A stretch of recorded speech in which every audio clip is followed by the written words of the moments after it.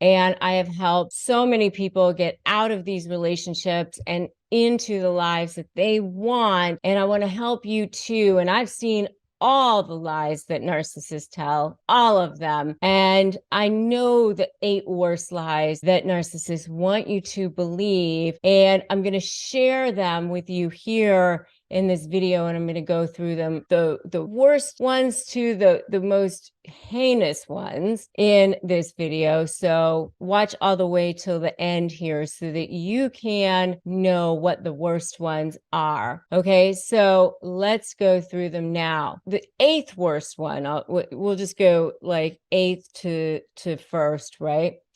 Is I'm not really like this, right?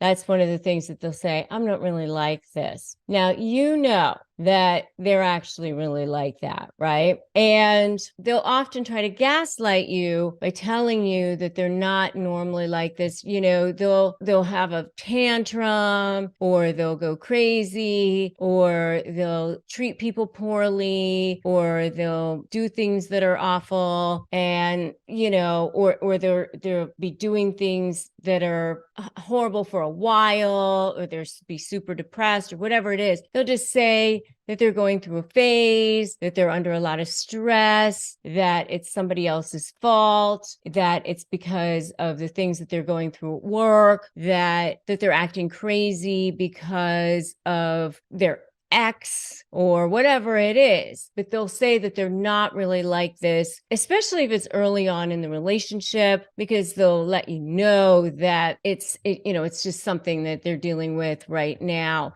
The truth is that they're very much like that. The truth is that they're actually way worse than what they're showing you most of the time, and that they're only revealing a little piece of the way that they really are. So that's the one of the lies that they want you to believe. The next one is that they'll let you know, one of the lies that they'll tell that they want you to believe, and this is a lie about you, is that you are the one that's overreacting. So that it's your behavior and not theirs.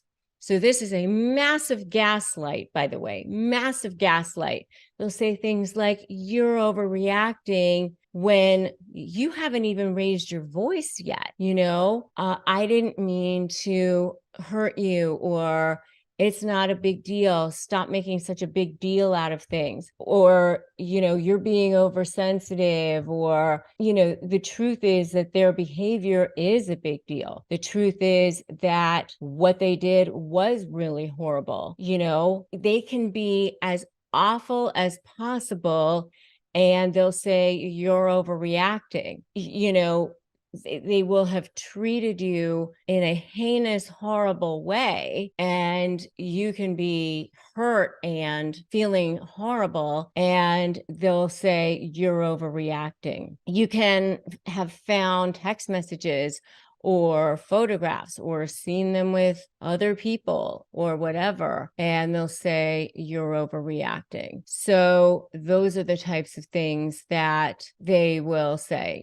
but that's a massive gaslight, basically erasing your feelings, telling you that the way that you feel is not okay. So that's a massive lie, another lie that narcissists want you to believe. The next lie that narcissists want you to believe is, I'm sorry, I didn't mean it. They are never sorry, and they always mean it. So it's a, faux apology. I call them narcissist faux apologies. They will usually not apologize for their behavior, but if they do apologize for their behavior, it's only because they're trying to manipulate you into something else. Remember, everything that a narcissist does is a manipulation. So if they do apologize, it's because they are trying to future fake you. They're trying to get you to do something. They're, not going to ever undo that behavior that they did. They will definitely do it again in the future. So whatever it is that they did, let's say they called you a name, they will definitely call you that name again in the future. Let's say that they, whatever it is that they did, they cheated on you, I'm sorry, it won't happen again. They will definitely cheat on you again. So, they interrupted you when you were talking. Oh, that was horrible. I shouldn't have interrupted you. They will definitely interrupt you again when you're talking. So their apologies are completely meaningless, and you should, definitely take them with a grain of salt, because it's a lie that they want you to believe that's just crap, right? Narcissists are liars. That's what they are. Okay. The next lie that they want you to believe is that it's all your fault. For example, they might get fired from work, or that they have poor performance at work, or something like that. They will want you to believe that that's all your fault because you were, giving them lots of stress.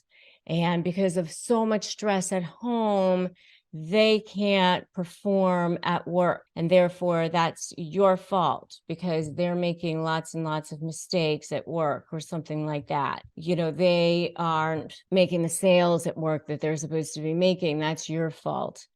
Anything that happens bad in their life, they'll say that it's your fault. They got super angry and did something that they weren't supposed to have done, hit walls, drove too fast, whatever, got a speeding ticket. That's your fault. They will cheat on you and say that was your fault. I ended up having to cheat on you because you weren't a good spouse. If you had been nicer to me, if you had been more attentive to me, I wouldn't have cheated on you. So therefore, that's your fault. That's a lie that narcissists want you to believe. The truth is, had they had more integrity, had they been a better person, they wouldn't have needed to cheat on you. If you had just done what I wanted, I wouldn't have had to hit you. That is, again, a lie they want you to believe. The truth is, their behavior is their fault. They need to take responsibility for their own behavior, just as you have to take responsibility for your own behavior. Okay? It's a lie that narcissists want you to believe. The next lie that narcissists want you to believe is that you are being too sensitive. Again, narcissists will invalidate your feelings. They will tell you that you are being too sensitive. And by the way, they are ridiculously oversensitive. I mean, you can say something that's completely innocuous, and they'll say that you slighted them in some way, that you had some crazy tone. And I always joke that narcissists hear tones like dogs hear whistles. Like, even if there's no tone, they hear tone. And you think, I didn't have anything with tone. They'll tell you that you were shouting and you didn't even shout. And they'll say, you're delusional, you were shouting. They'll start shouting at you, and you'll say, please don't raise your voice. And they'll say, I was just matching your tone, and you didn't shout ever at all. But, you can't ever shout. They'll tell you you're being too sensitive when they're the ones who are ridiculously sensitive. When they said something that was horrible to you, like you have a massively huge behind or something, and you'll say, please don't say that. And you'll say, oh, it was just a joke. Stop being so sensitive. It was just a joke. Ha, ha, ha, ha, ha. They add like ha to the end of a sentence, and that's supposed to be funny. You can't take a joke. Come on. And, I've actually heard teenage girls with their boyfriends say things like, oh, that's just a joke that we have between us.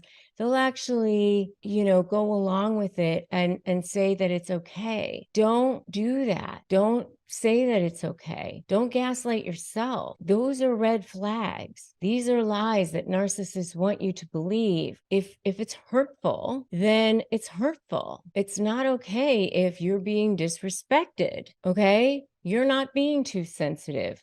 They are being hurtful. So don't allow your feelings to be invalidated. Jokes at your expense are not funny. When they say you're too sensitive, that's not true. Don't use jokes or things like that as an excuse to invalidate your feelings. And when they say things like, oh, my attempt at humor, I'm sorry for my attempt at humor or something like that.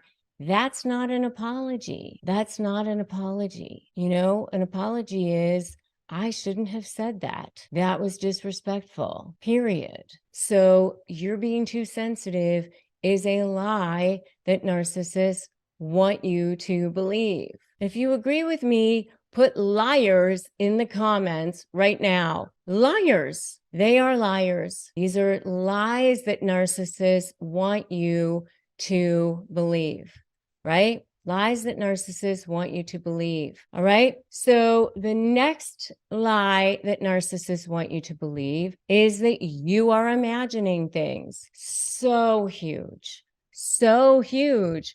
I actually had a client in my law practice watch her husband. She followed her husband with a woman all the way to a hotel, go into the hotel.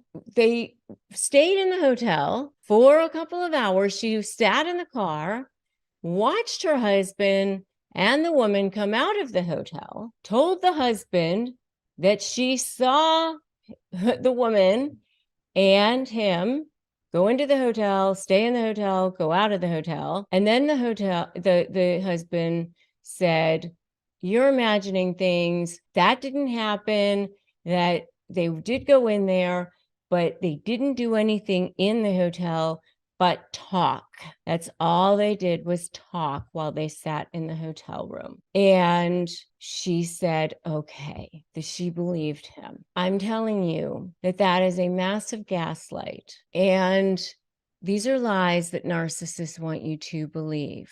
You're imagining things. That didn't happen. You're mistaken. I would never do that. The narcissist gaslights you into doubting your own reality. That's what they do. So, and when it happens over and over and over again, you start to believe these things. You start to believe that you're crazy. And I think that you have to just start remembering, you have to start to push back on yourself and go, no, that is not true. That is, your reality is different than mine. We see things differently. That is not how it happened. That is not what I'm seeing. All right. So that is another common lie that narcissists want you to believe. You're imagining things. Another lie that narcissists want you to believe is it's not a big deal. It is not a big deal. The narcissist will try to downplay the severity of their hurtful behavior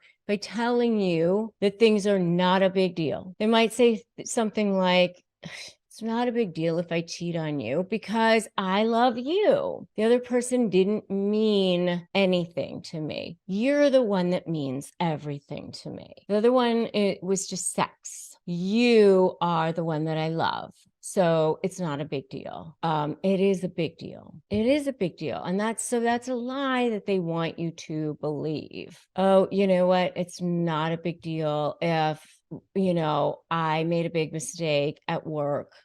We lost some money. It's not a big deal because I can get it back. You know what? It is a big deal because it's an integrity issue.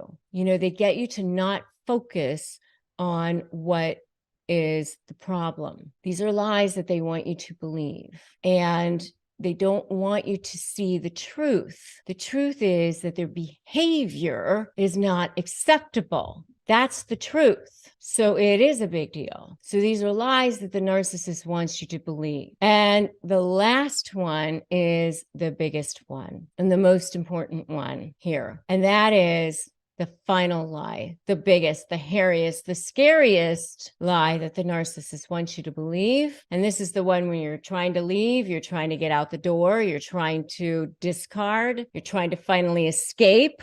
Your hair is on fire. You're like in survival mode. It's like, let me get out of here. And that is, the narcissist will say, I'll change. I can change. You'll see. It will all be different. That is a massive lie. It is a future fake. They will promise. They will promise to do anything. They will promise to be better in the future. You'll see. I know I've been acting this way. You'll see the better version, and they'll be better for a little while, which tells you, by the way, that they know how they're supposed to be. They know how they're supposed to act. They know that their behavior is wrong, but it won't last. It'll only last for a little short period of time, and then it'll start to come back. They will never keep their promises. They will start acting the way that they were before, only it'll be worse. It'll end up being worse. And it will be, so much more heinous than it ever was in the past. The narcissists aren't capable of change, and it's going to end up being spiraling. So know that narcissists can't change. That is the worst lie of all, the worst lie of all. It's no secret that narcissists are pathological liars and that they're gaslighting all the time. And why do they do that? Because they have no sense of self. They don't feel any internal sense of value. So they have to suck all their value from the people and environment around them. And they do that by pathologically lying and doing things that they need to do in order to control people. And, they have all kinds of favorite control tactics and manipulation tactics. And if you want to know what their favorite manipulation and punishment tactics are, check out my video on the narcissist's favorite manipulation and punishment tactics. But there are many, too many to really encompass all in one video, which is why I have an entire channel devoted to this particular topic, which also is devoted to help give you step-by-step guidance on how to get out of these relationships. I've seen it so much in my law practice. I've had to deal with them in my personal life. They get narcissistic supply by anything that feeds their ego, which, could be anything that feeds anybody's ego, like compliments and respect and things like that. But most often where they get their supply is by the things that they do, by lying, manipulating, intimidating, making people feel afraid, gaslighting, smear campaigns, all of those things that they do. And lying is one of the things that they do because they don't want you to see what you think you're seeing, which is that this person is a liar, that this person is not who they say they are. So it's this constant game of smoke and mirrors to try to get you to not see what they don't want you to see, which is that inside they're a scared little creature that has no sense of self, that you are actually the stronger one. You are actually the one that has more power, that has more value from their perspective. I mean, all human beings have value, inherent value, but they don't feel it. And so they don't want you to feel it either. They are extremely petty. And they live in a world of scarcity, not abundance. And so lying is a way of life for them. Now, honestly, they lie about things that they don't even need to lie about, which is kind of crazy to me. And they also lie about things that are very easily verifiable sometimes. And then they tell you that you're not seeing what you're seeing, which is what gaslighting is. There are certain types of lies that they specifically say to you throughout your relationship. So these are kind of like the most common. I'm sure that there's a lot of others, but these are the most common. So the first one is, ironically and paradoxically, no one is more truthful than me. You're going to never find anyone who's more truthful, more honest, has more integrity than me. I always tell the truth. I always tell it like I see it. And they say it with such confidence that you believe them, at least early on. My dad used to say, whatever you say it with authority and people will believe you. And narcissists have taken that to an extreme. So they say things even though, you see their lips moving and you know that you've seen a text message or you've had a situation where you know that they're lying. Even if you specifically say, here's an email where you said this, it's very clear that you're lying. They'll say, no, that's not true. That's not how it went. That's not what's happening, which is a form of gaslighting, by the way.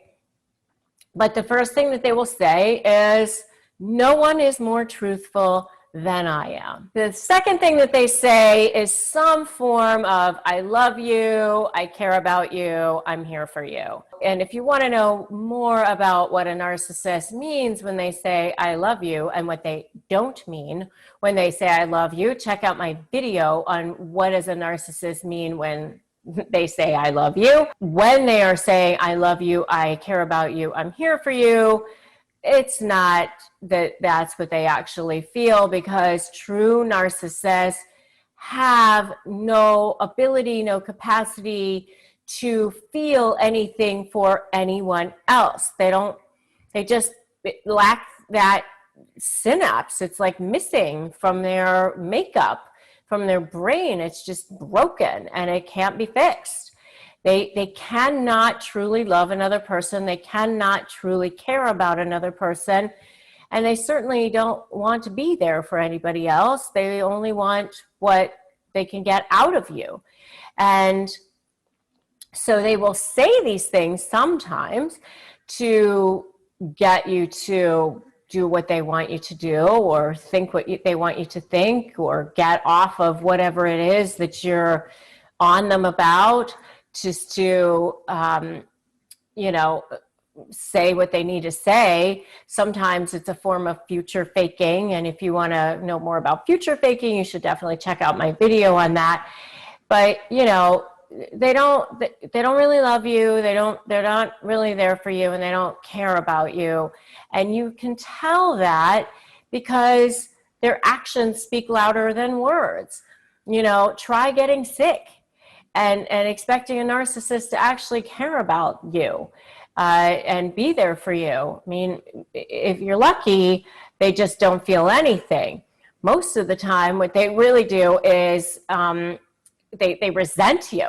They resent the fact that you might want care or attention or something from them, because that means that you're not paying attention to them.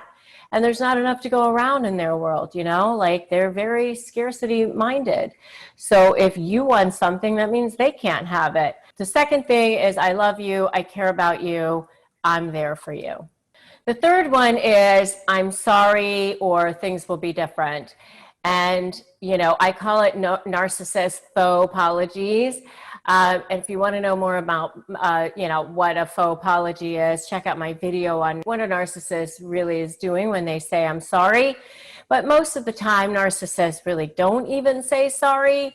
But if they do, it's definitely to manipulate you, to try to get something out of you. It might just be lip service, and because it's in front of somebody and they want the person, the third party, to see it.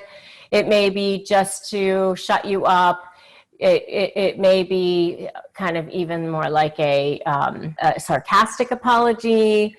I'm sorry that I couldn't be better for you, or something like that. But they really don't mean it.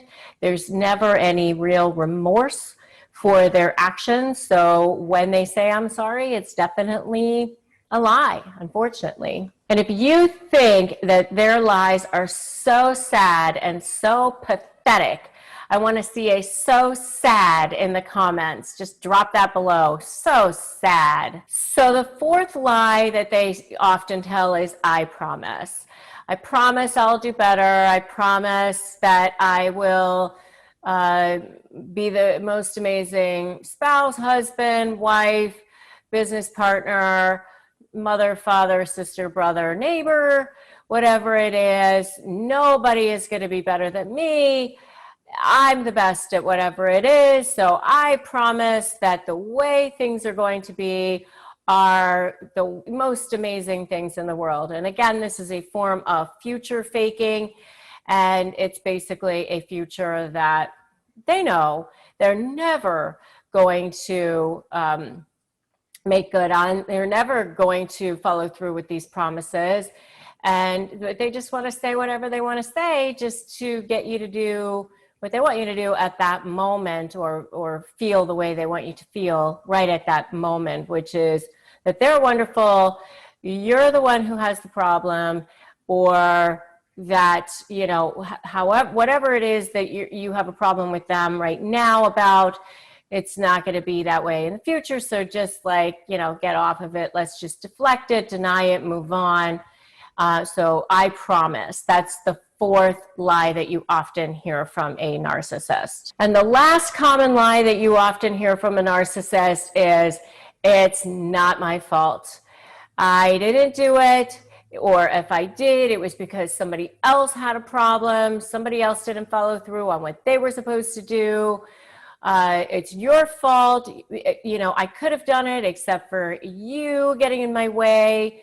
But for whatever reason, it's not their fault. What are 7 horrible lies that the narcissist is going to tell about you to their new supply? Number 1 is, they took all my money and left me homeless. Boo-hoo. Yep, that's what they're going to say. They stole all my money. That's why I don't have any. They left me homeless and penniless. They love to play the victim for their new supply. And of course, that's why they're going to get their new supply to pay for everything for them. And, you know, the old expression, nobody falls in love faster than a narcissist who needs a place to live. So they're going to get their new supply to pay for everything for them, move into their new supply's place, and the new supply is going to feel so sorry for them. Oh my gosh, I can't believe you had to go through all of that. Yes, I know. They took all my money, left me homeless and penniless.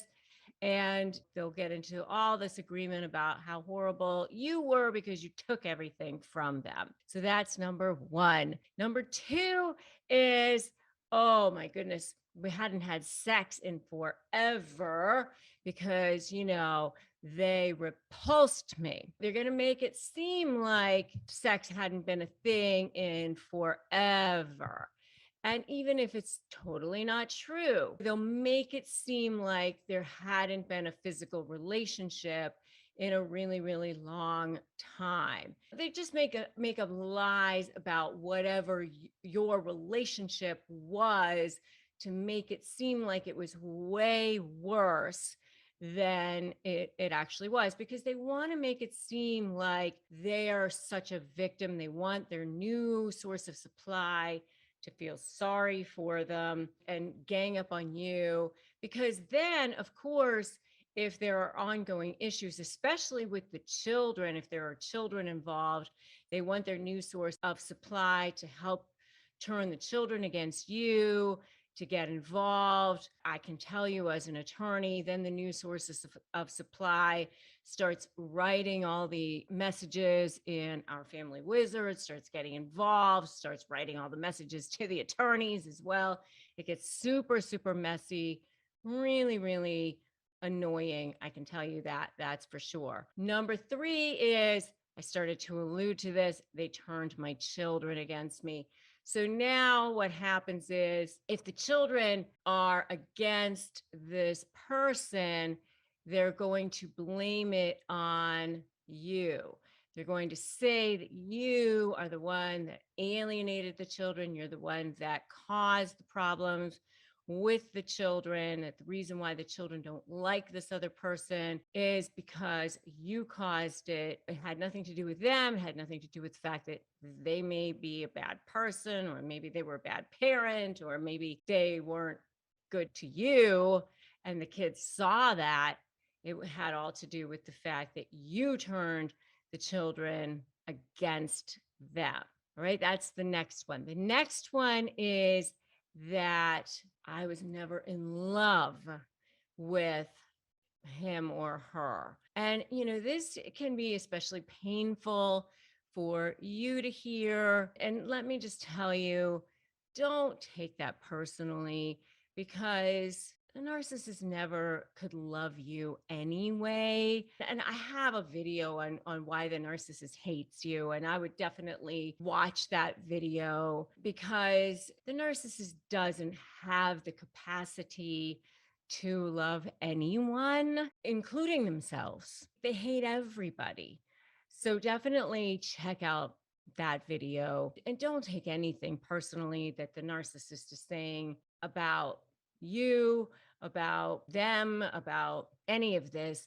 But this one can be especially painful to hear. So just take it with a grain of salt when this might come back to you. And by the way, if you've heard any of these so far, give me a totally in the comments, because you probably have. I'm sure you probably have. So give me a totally in the comments so far. The next one is, I wanted to commit suicide every day when I was with him or her. I mean, they get so dramatic. They thrive on this drama. So they'll say things like that. Oh my God, I was like in such a depression every day when I was with him or her. I wanted to commit suicide. I couldn't wait to escape when I was with him or her. Please. I mean, like they act like every day was like in prison when they were with you. That's another one. Another one was, they'll make it sound like you were so jealous or possessive, because they want to make it sound like you were so in love with him or her, that you were clawing all over him or her all the time, and that you just couldn't live without this person, but they couldn't stand you. So you were super jealous and possessive. They never loved you. They were repulsed by you. You took all their money. They were victimized by you. They have this huge narrative about how jealous and possessive and in love with you, but yet, they were completely repulsed by you. So that's the next one. And then the last one is that you told lies about them to everyone. So whatever the narrative is that's going around about them, about how horrible they were, whether it was they were abusive or a horrible parent or whatever it is, all of it is a bunch of lies that you spread. It has nothing to do with the truth. Maybe it was that they didn't pay child support, or that they were a terrible provider, whatever it is that you might have said, they're alcoholic, or all of it was a bunch of lies that you spread. It had nothing to do with reality. You caused it. They had no culpability, no responsibility in any of that. They were perfect. They were a perfect wife, perfect husband, perfect mother, father, whatever it was. You were just horrible. They have no idea why you were the way you were, because, obviously you were crazy or delusional and just caused all of this problem all on your own. Now, if you're dealing with a narcissist, which you obviously must be, or you wouldn't be here watching these videos, then you're dealing with a liar, because they are one and the same. Narcissists are liars. If you're dealing with a narcissist, you're dealing with a liar. That's just one of those things that it can't be pulled out of their personality. They just feel like they have to lie all the time to survive. Because remember, just to give you a little primer on narcissism, a little Narcissism 101, narcissists have no inner sense of value. They have to get all their value from the external. And so they get that in the form of supply, which is their lifeblood, their food source. And supply can be money and prestige and compliments, but supply is also controlling and devaluing people and gaslighting people and things like that. But they feel like they have to manipulate all the time. They're master manipulators, but the reason why they're master manipulators is because something happened with them when they were children and they were traumatized in some way, and they drew this conclusion that in order for them to survive in the world, they have to manipulate the world. They just don't believe that they can just get something by just asking for it, by just being normal, by just being reasonable the way the rest of the world acts. So they feel like they have to grasp onto whatever they can to in the world, and they feel like they have to manipulate that. And so a big part of that is lying. And they'll lie about all sorts of things, which is the kind of crazy thing, because they'll even lie about things that are readily verifiable, that down the road it's going to be pretty obvious that they've lied. And so it's pretty easy to catch them in a lie. So let's talk about the kinds of things that narcissists lie about. So one of the things that they'll lie about is they'll say, I promise that I'll take care of this. I promise that I'll do this. I promise that I'll be faithful to you. I promise that I will show up on time. I promise. And then they don't end up doing what they say they're going to do, or they don't show up and then they lie about what they were doing instead, or they try to get out of it in some way and they feel like they have to lie about it. So that's number one. They say, I promise. The second type of lie that they'll tell you is, it's not my fault. So they'll say, yeah, that happened, but it wasn't my fault, and here's why. So you'll hear that kind of lie all the time as well. The third type of lie that you'll hear is, don't worry. And they're supposed to make you feel better because they say, don't worry, they're on top of it, they'll take care of it, whatever, and then they don't end up doing it. That's another type of lie that you'll hear.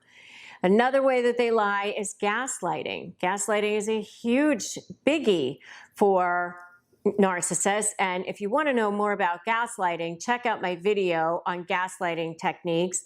And we will definitely drop a link to that below as well. But gaslighting is, in short, just a way of making you think that you're crazy. So they'll say, oh, we talked about that. Don't you remember? You agreed.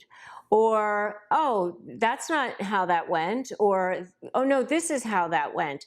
Don't you remember? And, they just are saying things to you that are just not true to manipulate your thought process so that you start to think that you're paranoid or that the problem is with you. So gaslighting is another big form of lying that they engage in.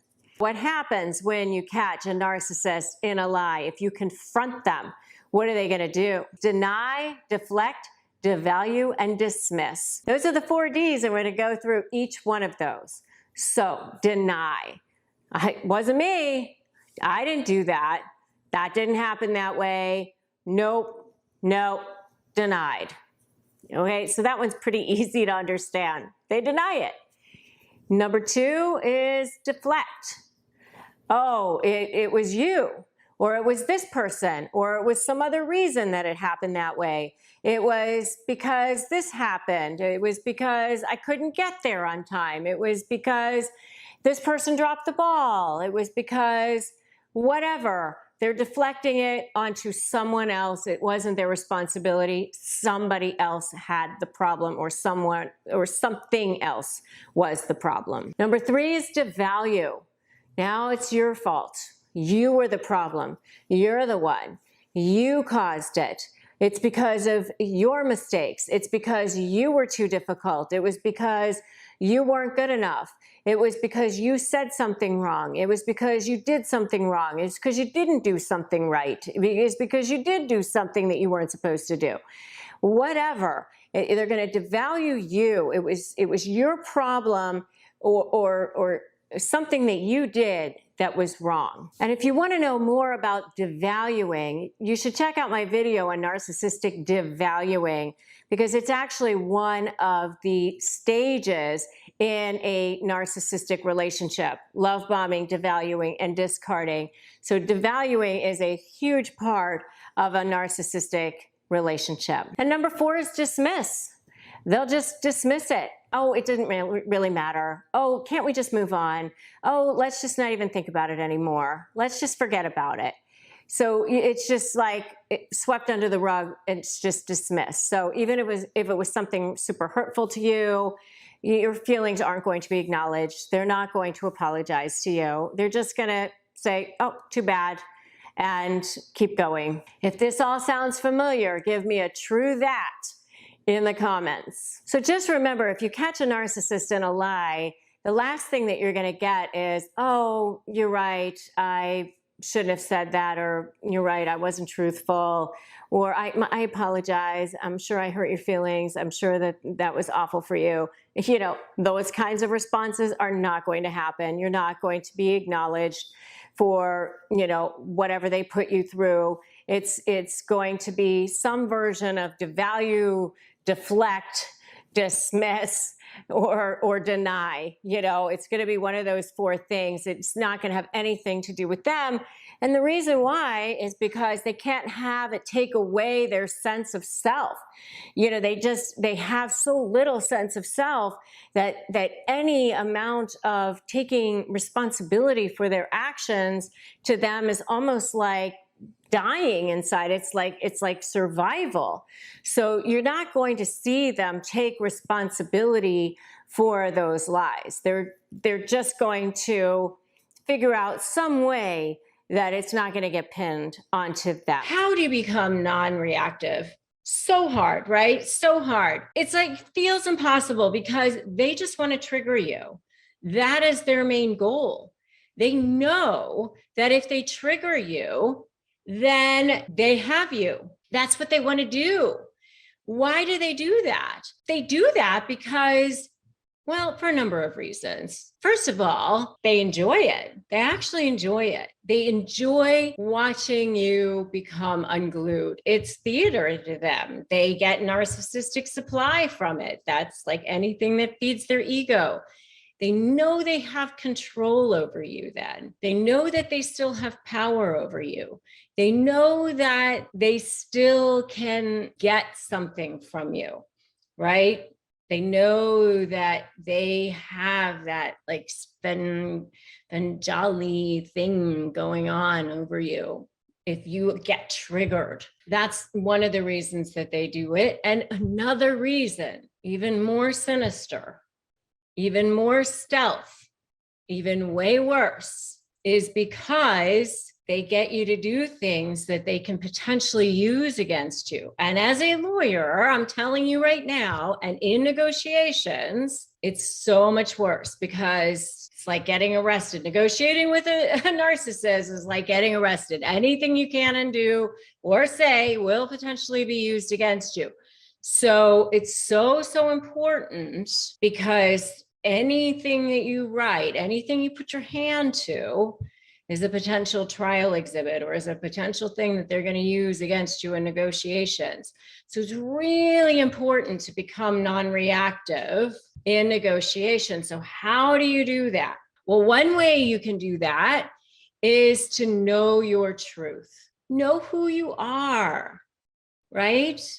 Know who you are. I love the book, The 4 Agreements. It's 4 agreements you make with yourself. And one of the agreements that you make with yourself is you don't take things personally, because the way people treat other people is always a direct reflection of the way they feel about themselves. I love the expression, you can't chase every dog that barks. I mean, people are always going to be saying things.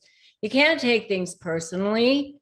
And I had this teacher one time, it was this meditation teacher, who said to me, if people say things to you, just, take a listen to it and then decide, is it true? And if it's true, then clean it up. Do I need to apologize?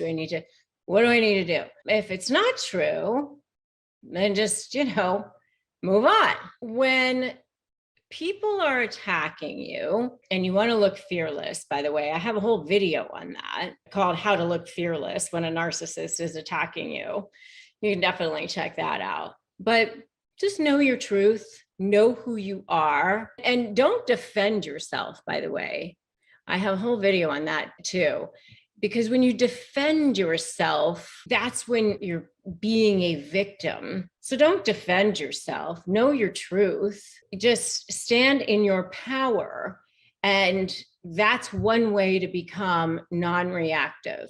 Don't defend yourself. Just state your facts. And, you never explain, justify, overshare. You don't get into the trenches with them. You just know your truth. State your facts. Stand in your power. So that's number one. Number two is look at things as an observer. You don't process things emotionally. You look at them as a third-party observer, almost like you're watching a tennis match or you're watching it happen. It's not actually happening to you. You're watching it. Like there's this glass shield that's happening right here and you're just seeing it happen. Oh, I just saw those words come past me. Oh, I just saw them go that direction. I saw that this person said this thing to me. Oh, that's interesting. Okay. Yeah. That happened. I see you. So I'm seeing it happen. I'm seeing it as an observer, and you can even verbalize it to them. I see that you're upset. I see that you just said that to me. And when you start to verbalize it that way, you are actually starting to observe it to them, and you're just non-reactive. So I want you to practice that right now. I want you to write, I see you in the comments below. Because I want you just to start practicing, I see you, because it's almost like you're playing tennis and you're volleying it back to them. I see you. I see you. You're pushing it back. You're pushing it back to them. You're looking at it as an observer. You're not allowing it to come over to you. It's not coming to your side of the equation. Got it? You're just looking at it as an observer. You're not being triggered. You are not reactive. That's number two. And number three is advice that I take myself all the time, every day. And that is, I never leave my thoughts unsupervised. Never leave your thoughts unsupervised. It is a constant process. What your input is what your output is going to be. Obviously, when you're at work, when you are doing things, you're going to be busy. Your thoughts are going to be whatever your thoughts are going to be when you're focused on something else. But when your thoughts have those times of being able to just think whatever they're going to think, I think we think like, 40 thoughts a minute, 100 thoughts a minute, whatever it is.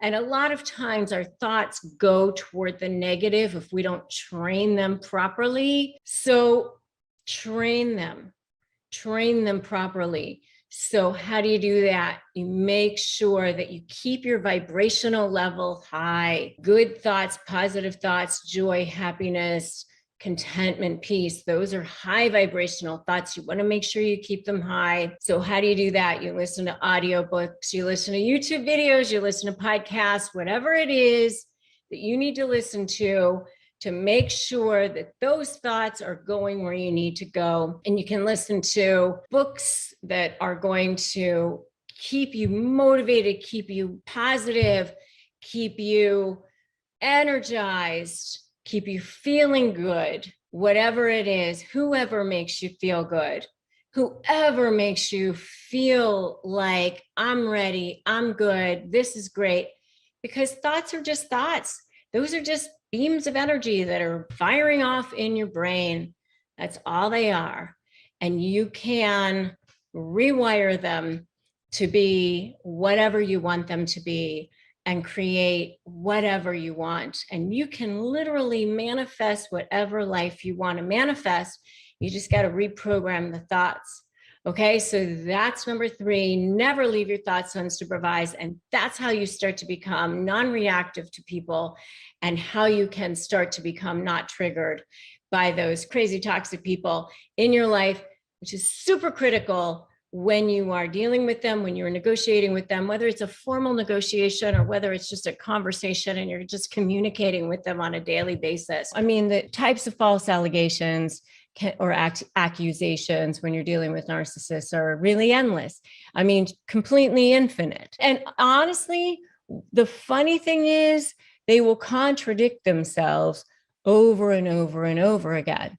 That's the thing that's really interesting and also very, very helpful for you, because this is where you can start building your leverage.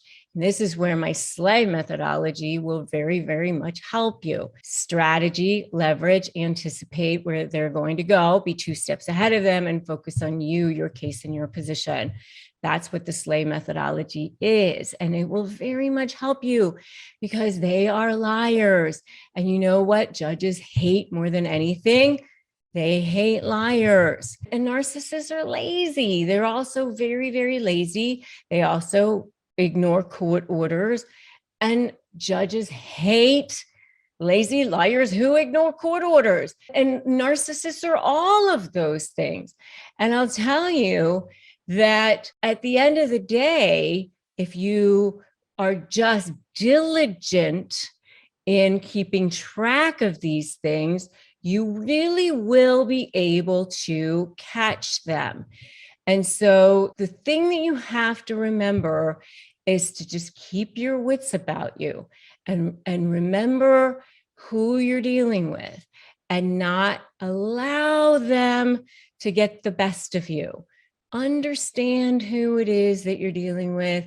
And every time they do one of those things that they do, just say, thank you very much.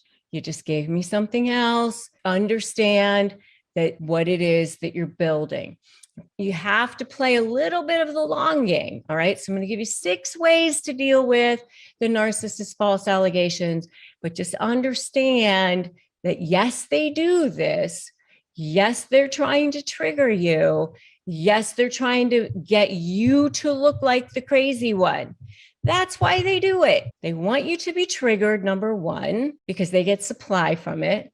Number 2, they want you to look like the crazy one. So when you get sucked into that mud and you react, they go, oh, look, you're the crazy one. And you took that bait, hook, line, and sinker. They use your reaction against you.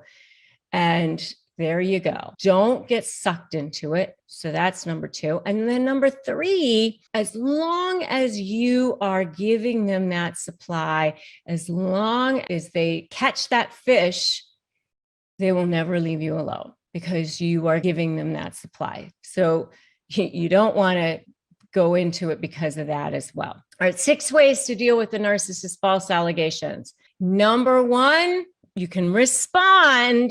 Do not react. Do not react. And I know you know that that was where I was going, right? You know, it's like they got the fish.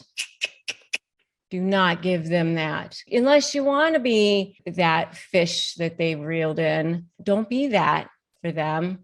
You know, you can respond. Do not react. Just picture yourself. You're that fish that they've reeled in.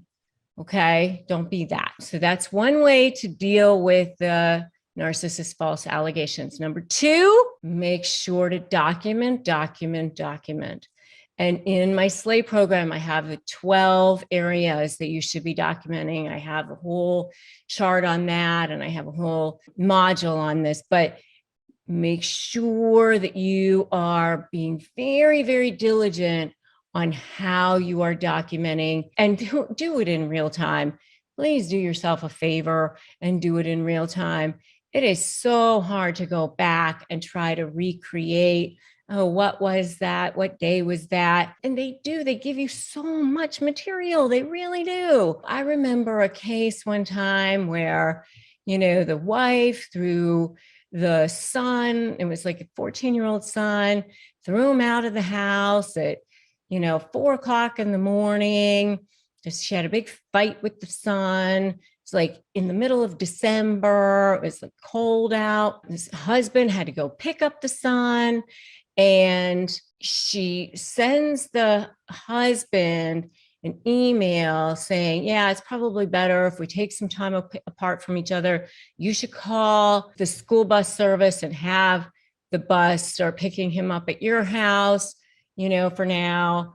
And then the next thing you know, the lawyer gets a motion saying that husband has been withholding son from wife and all of this stuff, when there's an email out there that says, you should call the bus service. I mean, it's like mind-blowing, but this is the kind of thing that they do. So that's why you document. You keep it in a file. You just have all this stuff. You have it ready to go so that you don't have to go back. You don't have to go look for all this stuff. What day was that?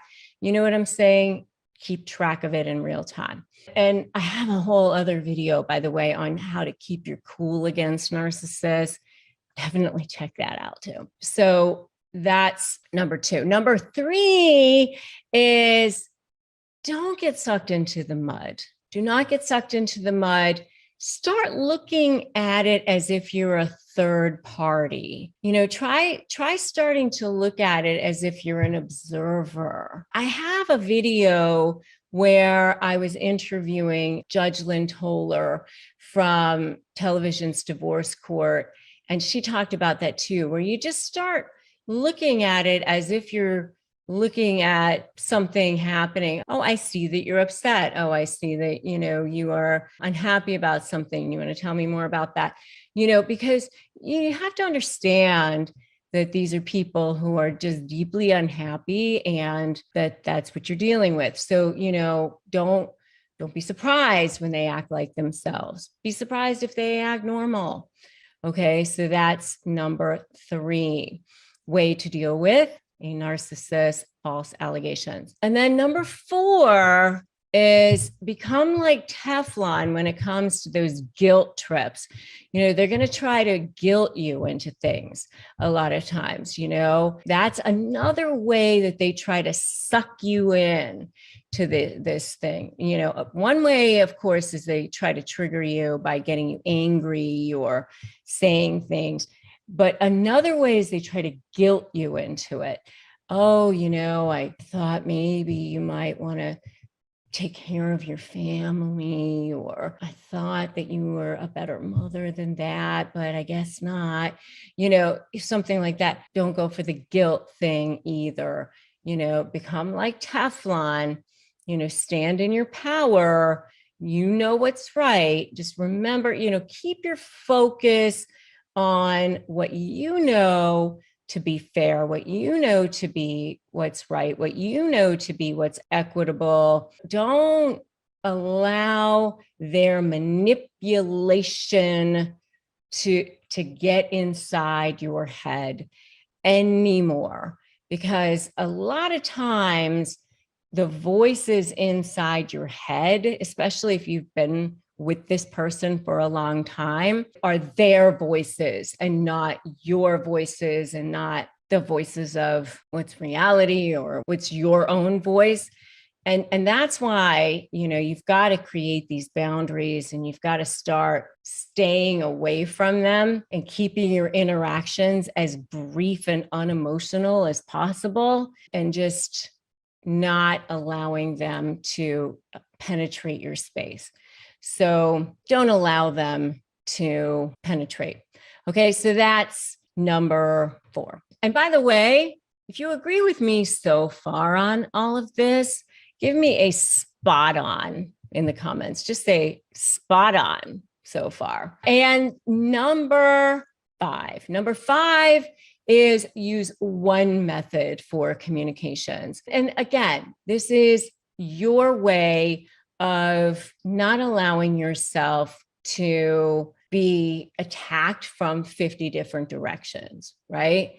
So you're going to use one method for communication, and it really should be just email or an app. If you have children, you can use an app. Again, they may try to goad you. They may try to say, oh, why do you have to be so rigid? We can talk in different directions. We can talk. How come we can't, just meet somewhere or whatever, especially because, they're going to try to push the boundaries, push the different directions. Just don't do that. Don't engage. Just say, no, we're going to use one form, and it's going to be email, and if you have kids, an app is great. And I do recommend especially having it turned into a court order, because that way, if they don't use the app, you can file a motion for contempt or whatever, because they're going to push the envelope, and you need to start to heal, and you need to start having time away, because that's where you'll start to be able to move away from this whole situation. Okay. So that's the 5th way that you get to deal with a narcissist false allegations, one method for communication that can be tracked. And finally, the last way is try not to ever be alone with the narcissist, because they'll say things. I mean, I had a client one time who they did the exchange and with the child. And then after they did the exchange with the child, the husband wrote in the app, thanks for agreeing to switch weekends next weekend. I really appreciate that. That conversation never even took place.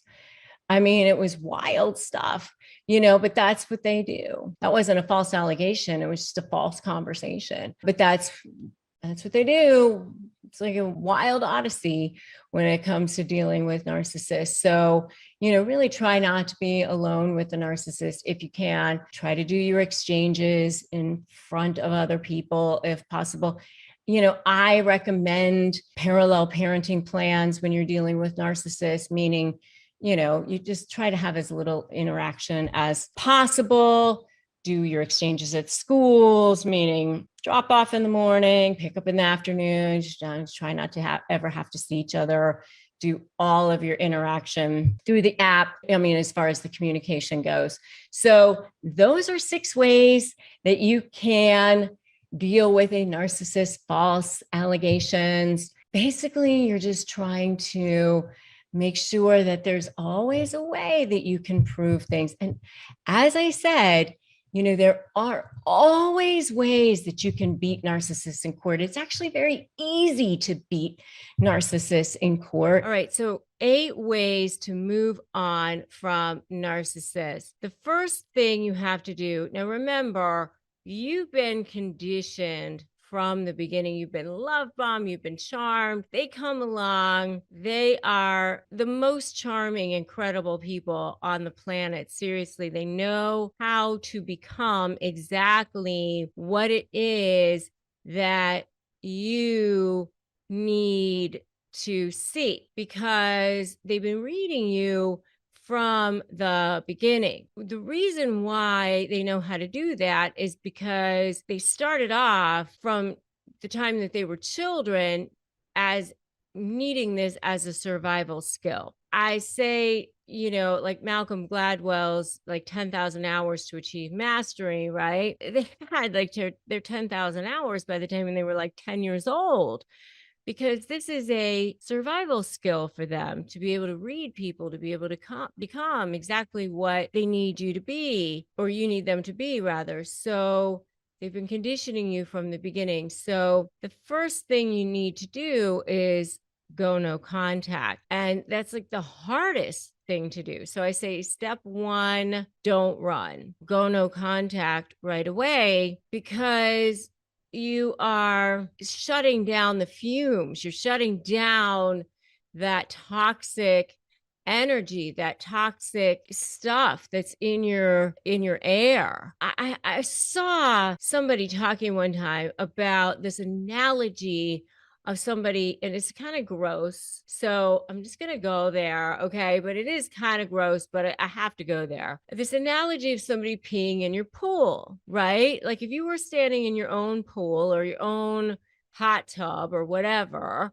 and somebody peed in it, you'd be like, that's disgusting. Get out and don't ever come here ever again. But that's kind of what they're doing. It's like that toxic stuff, like there.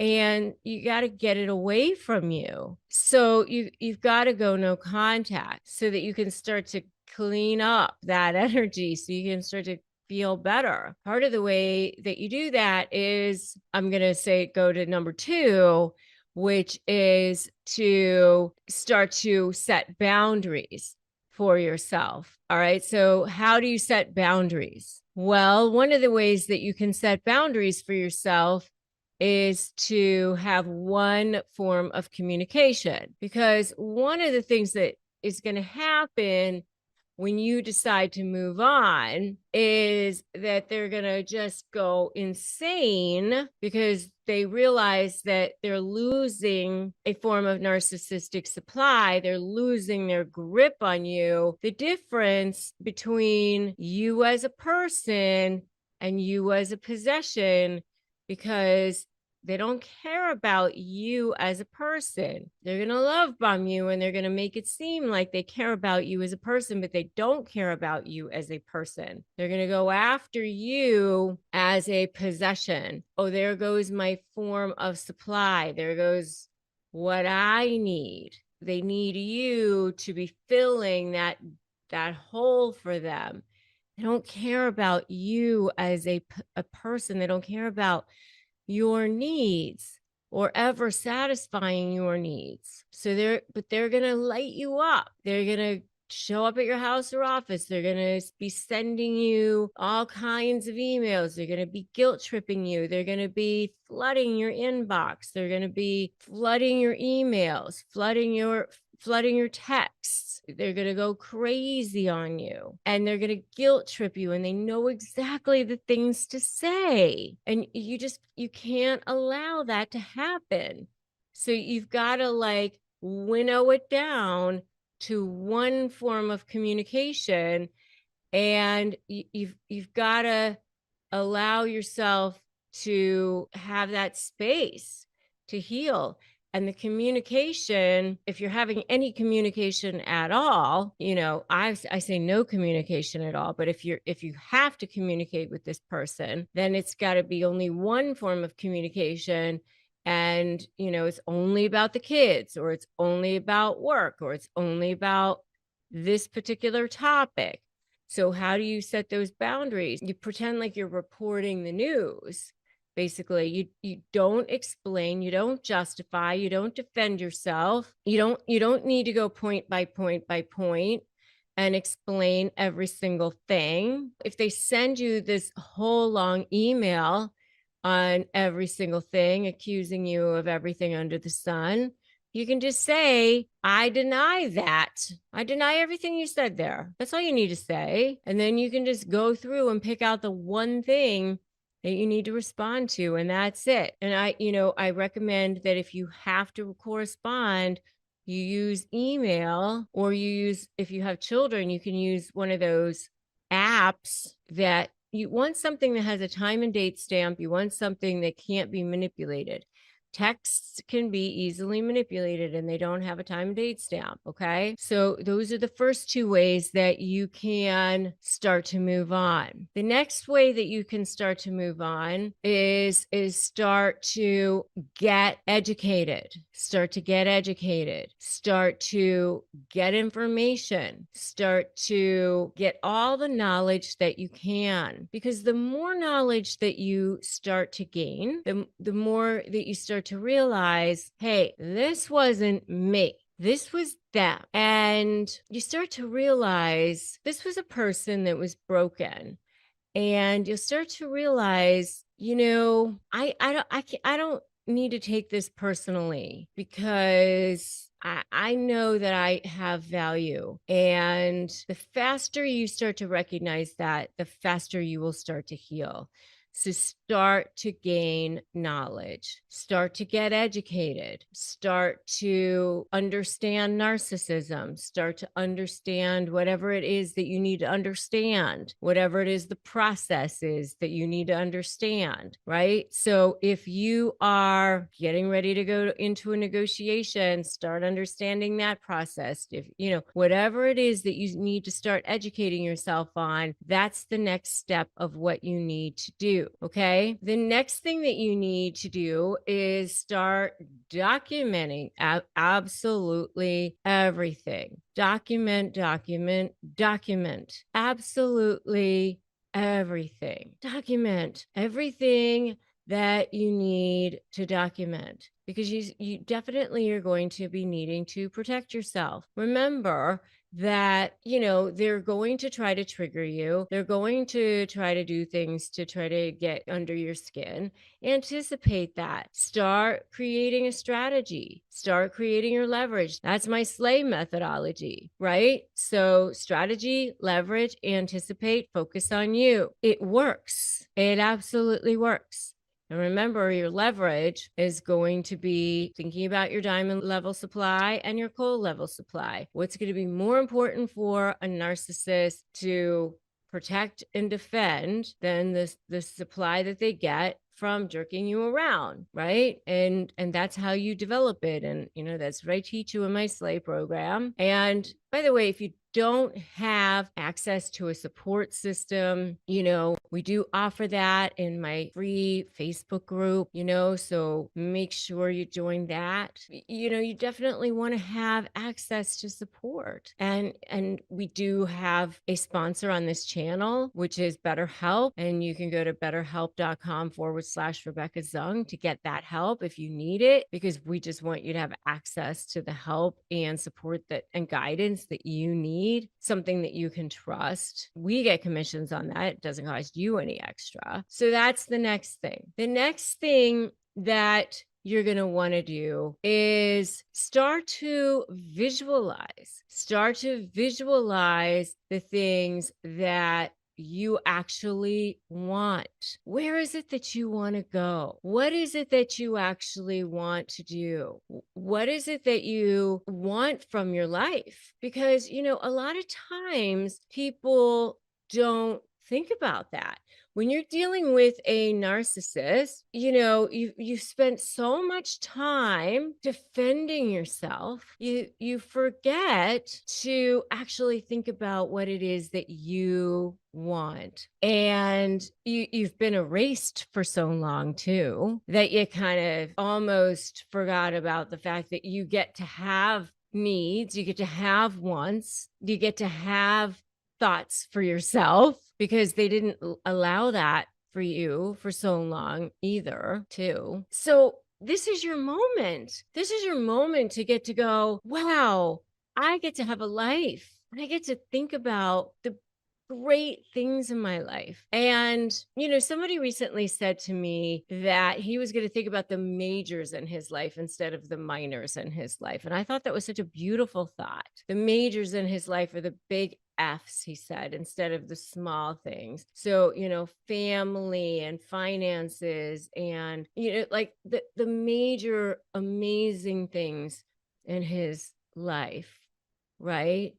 So think about the big things in your life that matter to you the most. And for him, he included philanthropy in that. It's like an F sound, and he considered, all of the major things in his life that matter to him the most. So think about the things in your life that matter to you the most. Write those down and start visualizing those things. What matters to you the most, and start writing them out and start creating a plan for that. And then the next thing is, I want you to think about taking time to allow yourself to be okay with being sad, be okay with being angry, be okay with sitting with your feelings. So I'm going to just say, allow yourself to go, I'm going to just be okay with whatever it is that I feel. Because you know what? The only way out is through. And you can't rush that. You can't rush that. I just had a whole conversation with somebody who had dealt with a lot of trauma in many different ways, because of a husband, because of several different things. And she was, kind of upset with herself because she felt like she should be further along. And I reminded her it had only been like 6 months since certain things had happened, with her husband and with other things. And she was like, you know what? You're right. Has only been 6 months, so allow yourself time to process, and don't be too hard on yourself. If you're still feeling sad, you're still feeling angry, you're still feeling resentful, you're still feeling like you missed the person, that's okay too. Because, especially if you had a life with a person for a long time, that's all right. You can sit there and journal out what it is that you're feeling and say, I'm still feeling this or that or whatever.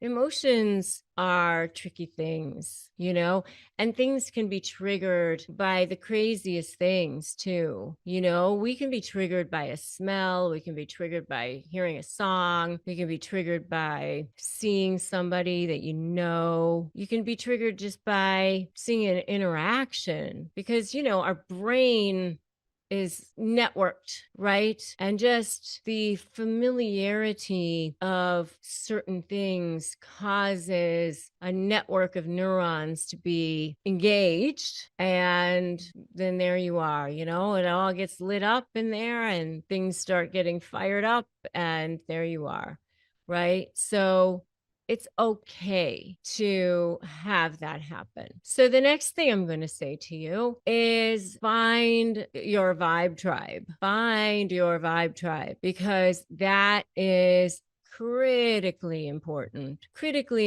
to have that support group. And I started to allude to that a little bit earlier in this, where I said, join the Facebook group and find, your therapist and that sort of thing. That is just so important to have that vibe tribe, to have that self-care, to find your ways to have your self-care. Because if you don't have ways to take care of yourself, have ways to find your vibe tribe, you're not going to make it, because you need support.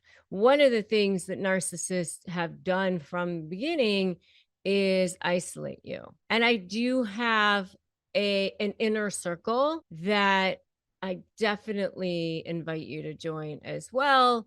It's my Slay Inner Circle, and the link for that is slayinnercircle.com. You want to have a place where you can go, where you can feel accepted, supported, loved, like the old Cheers show, right? Where everybody knows your name. Find your vibe tribe, find your people. You definitely probably are going to want to have some sort of therapy, whether it's from a clergy or a therapist or something, really somebody who can help you with your trauma and, dealing, because you are in trauma. You are definitely, your body has dealt with a lot of trauma, and processing that trauma is so, so important.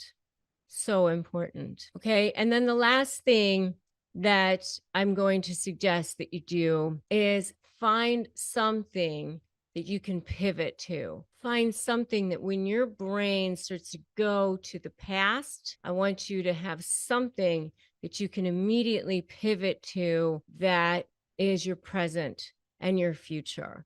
That helped me so much. It still helps me. I always joke that I can't leave my thoughts unsupervised. And so I want you to put in the comments right now, pivot, P-I-V-O-T, pivot, because that is so important. That is something that it has been absolutely critical for me. When my thoughts start going into the dark alley of I call it the ghetto of my brain. I have to find, the good neighborhood again. And how I do that is I find like the good neighborhood, the what am I focusing on that's creative for me? What am I focusing on that is helping people, like making good videos for you guys, or doing things that I know serve my purpose in life, is doing great things for serving my soul, making me feel better, making me feel like I know I'm doing the right thing in the world, and not allowing myself to go down the path of I'm in victim mode.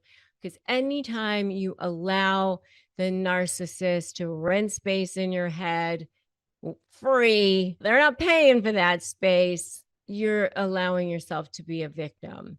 Don't give them that space. Don't give them that satisfaction. Move on. It's time to move on. It's time to pivot. It's time for you to slay. It's time for you to be the best version that you can be. And giving them any more time, any more space is not the best version of yourself.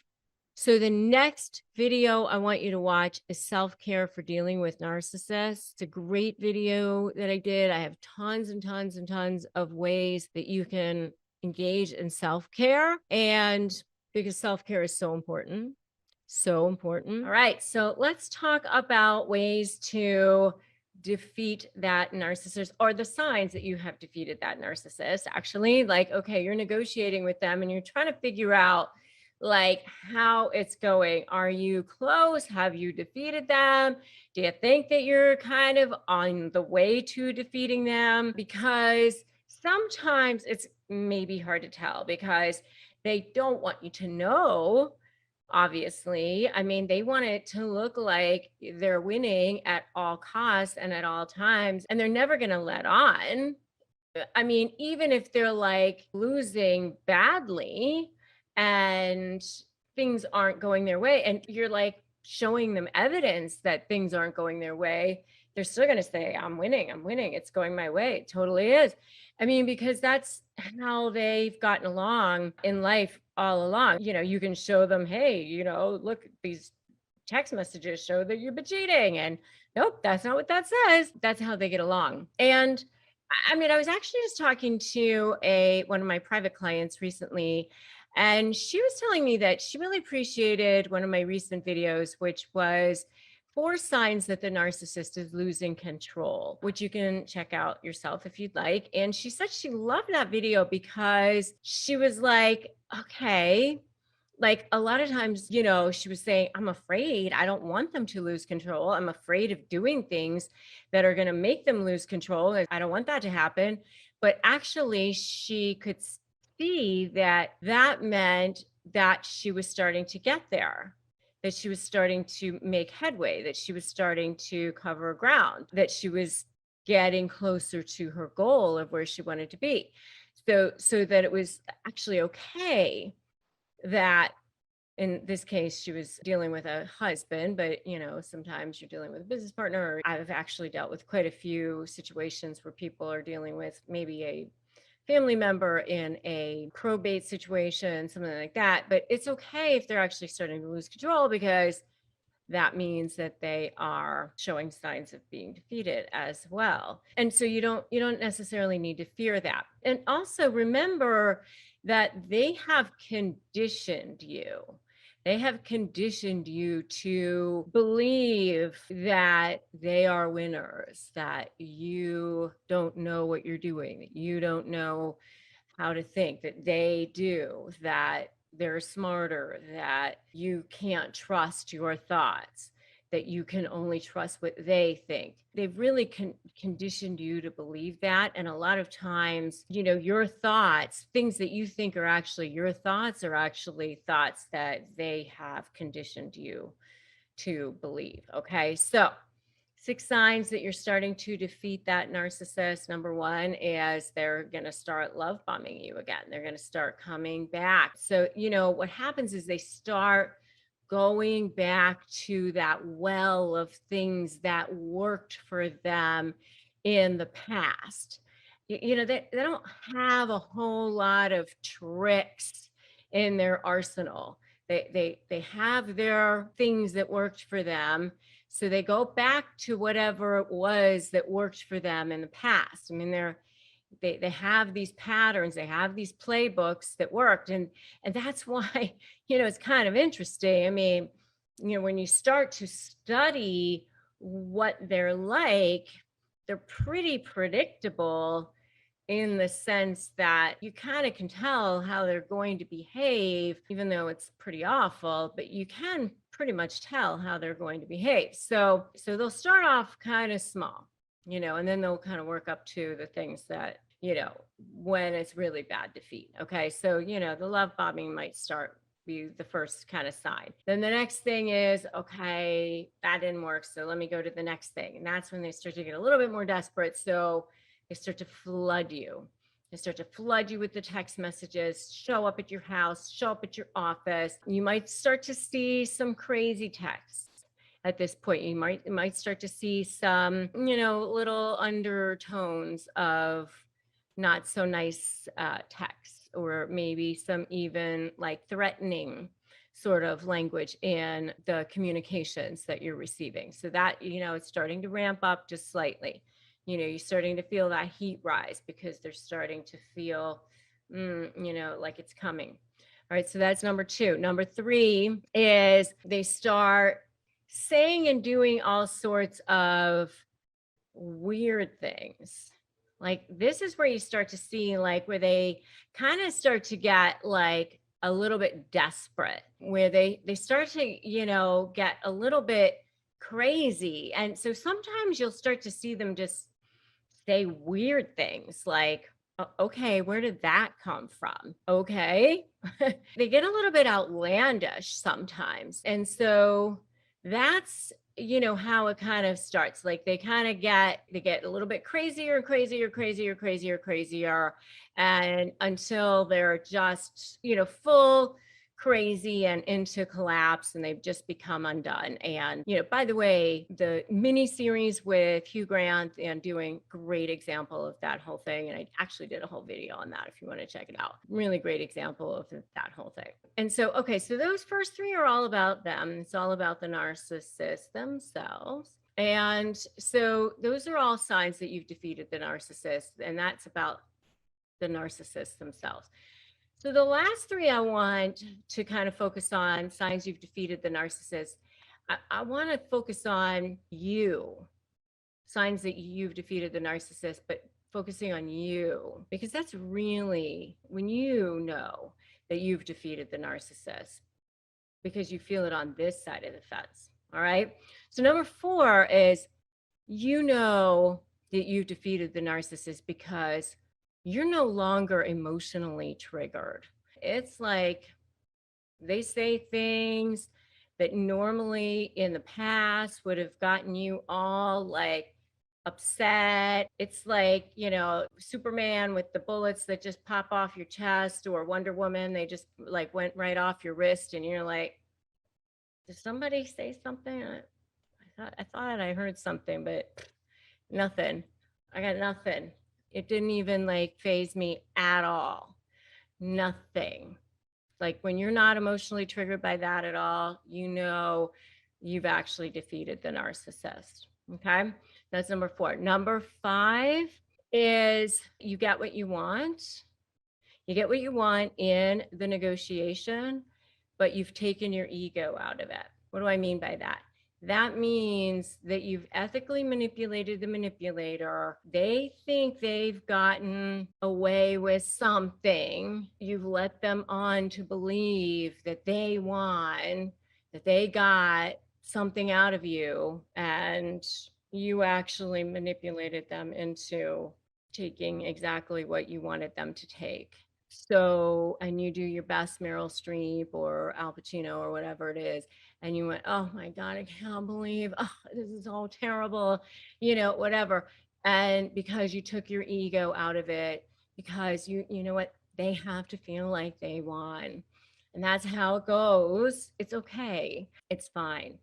That's going to be how it is. You have to let them think it's their idea or whatever it is. Okay, so that's number 5. Number 6, the last one is, this is the best one, really. And that is, you no longer have any fear.